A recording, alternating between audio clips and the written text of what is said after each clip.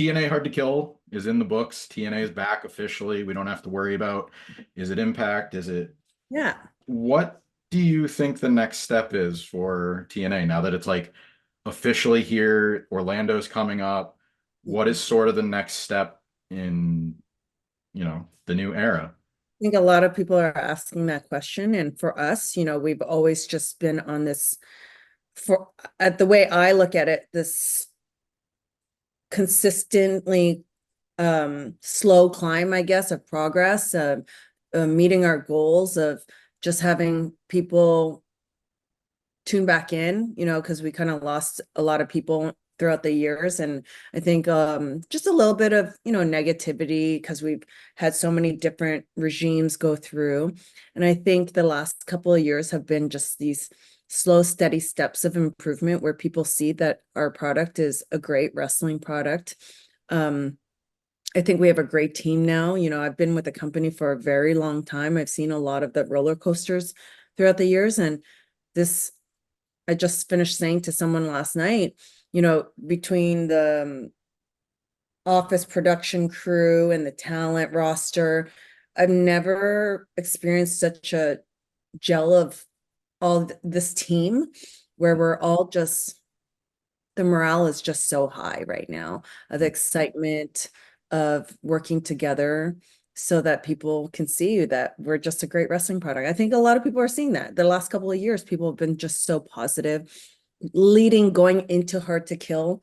The Rumble, the buzz was just all positive. I didn't see any negativity. People were flying into Vegas to see this event, and it was everything we imagined it to be. I was like, my husband, the next day I started getting emotional about it. I was like, because he always makes fun of me because I never cried at our wedding. He goes, you cry for wrestling and you didn't even cry at our own wedding, And so the next day I talked to him and he goes, so it went well.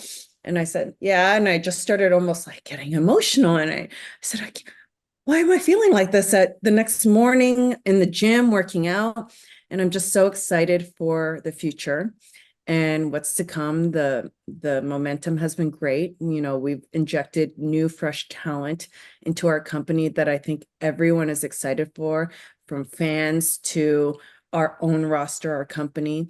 I think they're gonna have a magical ride. Gail Kim didn't cry at her wedding, cries for wrestling. There's my headline. That's the clickbait right there. Hey, fun. uh, Clickbait with good intentions. Yes, yes. No malicious stuff. So you mentioned kind of attracting the audience, bringing some of the people back that left. How do you sort of reward the people that did stay? Like the diehards, the weekly fans. How do you, because they're there, but like how do you sort of make it more fun, more rewarding for them, not only just for staying there the whole time, but just to give them like sort of a fresh spin on everything? I think, we are always support. We know who those people are because you can see them, especially on social media, the presence of them, and because they're always tweeting for us and staying positive. And we know, I mean, I know who they are. And I think just the recognition in itself, we interact with them a lot. And if we saw them in person, for sure, we would go out of our way to thank them. And the fact that they're along with us ride and defending us along the way, it means the world to us. So if they're listening out there, I hope they know that we do notice, we do appreciate it, and we just hope that the fan base can grow from here. I mean, the product itself, I feel like since Scott has taken over, has just been this consistent, great product of storytelling, story angles, character development, and just great wrestling. First chance to kind of see what's going on is Thursday, but one thing that I already saw that I really love is the match graphics, like red, yellow, and black. It has a sort of retro feel to it, but it also is like brand new TNA stuff. So it visually looks more inviting, but is there, I'm going to call it a TNA staple that maybe you're pushing for? And I preface that with we've already seen like Knockouts Ultimate X. You saw that this weekend. Queen of the Mountain, sort of those matches that defined TNA in the early days? Is there still maybe, whether it's a match or just something from the original TNA that you're maybe hoping makes its way back? I think I will see fans saying sometimes once in a while, which I'm not opposed to. I know as a talent, after a couple years, I did not like lockdown because it was very limiting year after year for all the matches to be in a cage and to be different. But I wouldn't mind seeing it come back. Maybe not annually, but maybe once every 5 years or something truly special. Because I think there is a group of fans that really loved it. And I know that the girls have. I never got to experience Ultimate X, Queen of the Mountain, but I think a lot of them have not experienced a steel cage match. So, which is kind of almost the basics of a gimmick match, as we call it, right? But it's something a little bit rare. I feel like I haven't seen one in a little while. You didn't climb the ropes on the Saturday on the Ultimate. You didn't try to go across the cables. Did not. Uh, I do feel like lockdown maybe comes up even more than the six sides. Uh, Yeah, that it hasn't definitely happened. that has been a topic.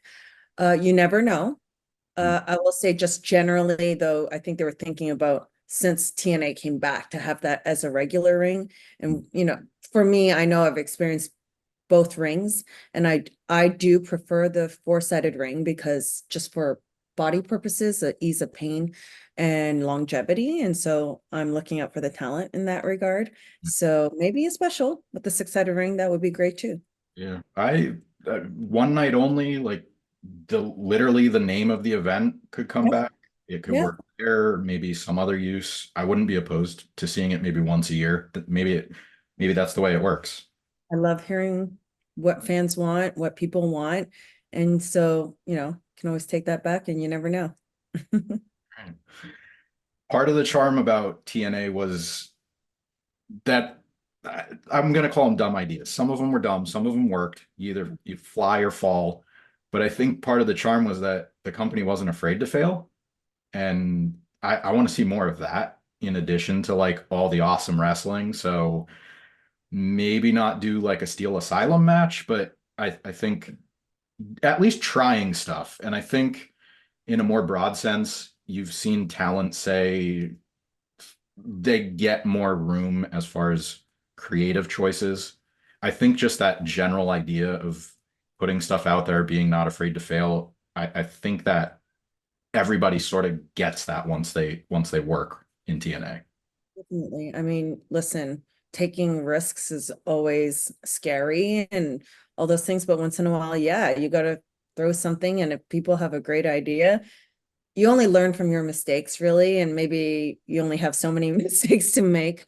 But like this pay-per-view is just called Hard to Kill, we are hard to kill, and we've taken many chances. And yes, we've some of them may have been with past regimes and all that. But I think with even the talent, like you said, we take chances with the talent and we do interact with them a lot in terms of their character and what they want to do. And we're willing to take those chances, especially with the talent. If that's what they're feeling like they want to be, that's what I feel like they're going to be the most connected to in terms of connecting with the fans. Hey, let's go for it. How is your job going to change, if at all? Like, or how do you want your job to change in this new era? I Because think I'm always looking for new goals within myself in this business.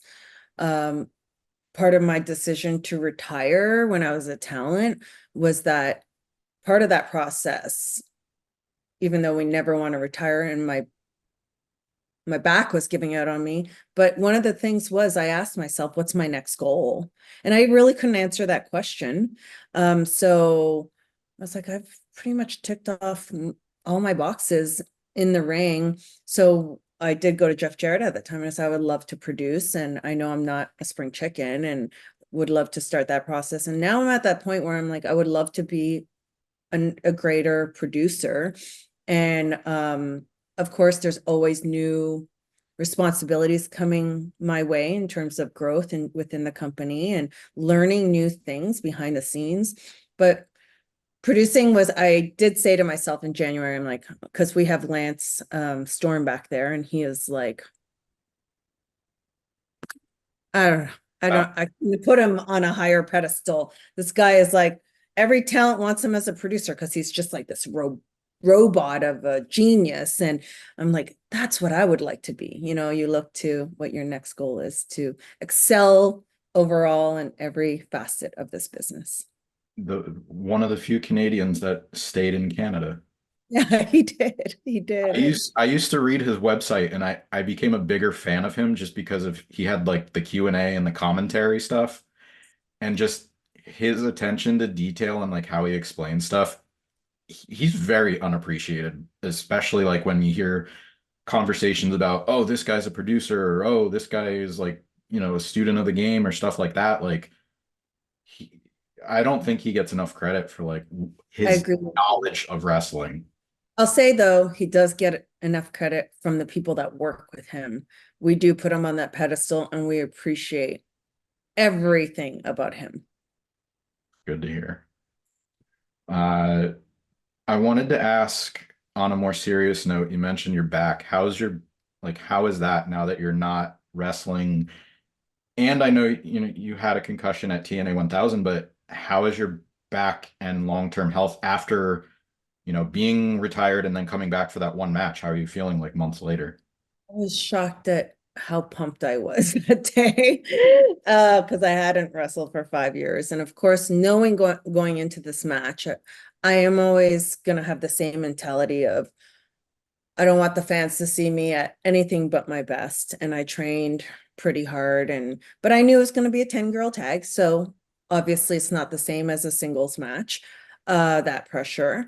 And so I had more fun with it, I guess. And so when I went out there, I just remember the adrenaline being through the roof, and it wasn't more nerves, it was more excitement, Mm. and felt really good. And of course, yes, the concussion happened and going autopilot, and I recovered pretty quickly from that because I took attention to that right away as soon as I got home. So my body, if people see me from day to day, they would never guess that anything is good because I work really hard at keeping healthy. And yeah, I felt good in the case that if they ever needed me for a special occasion like that, I wouldn't be opposed, right? You're probably going to get a bunch of questions now, like, oh, you're feeling good for special occasions. Like, what's the next special occasion? Oh yeah, you never know what that is, right? Even in 2019 when I came out of retirement to face Tessa Blanchard, at that time, I didn't know what the special occasion was until I saw her in the ring and I was like, okay, yeah, I Mhm. gotta do this. I didn't really close my career the way that I wanted to. This is the right occasion. You never know what that is until it comes along, right? And it's presented to you. Are you the way that you said that, are you leaving it open for that neck? Like, I'm not trying to, you know, This is lock the you way to into look. anything, but like, are you more open to waiting for the next moment as opposed to I'm done? I'll see how I feel when something comes up. Like, are you more? I'm always in this mode of, I think everyone that knows me to this day, even the wrestlers, when we're at a TV taping, all the rest, certain amount of wrestlers work out in the morning and say at the hotel. And the guys always say, oh, Gail's the only one we see in there. So I'm still to this day staying dedicated and staying in shape. And that's just for my back health, for myself. That's just the type of human I am. I'm always physically going to stay kind of ready. And I'm always around the environment, of course, producing. And of course, I love wrestling. Of course, I'm going to get that itch from time to time when you see that exciting crowd and, you miss it. Um, I'm still fulfilled producing and being there for the girls because I never knew when I retired that producing the girls would give me the same fulfillment as I did as wrestling myself in the ring, but they truly do give me that fulfillment. So I'd be happy either way. Like I said, wrestling is for the fans. I want them to be happy. I want them to be excited. So if they didn't want to see me back in the ring, then I would be like, okay, you know what? They don't want to see me back in the ring.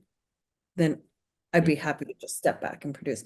Like I said, it's case by case basis. Yeah. And maybe that moment, or if you want to put it in terms of like a person, they might not even be in the company yet. So you might not have that spark, but I guess it's better to leave them wanting more, right?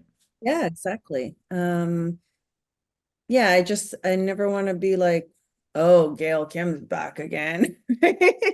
So I want to just give the fans what they want. All right, last question. I do a watch list feature.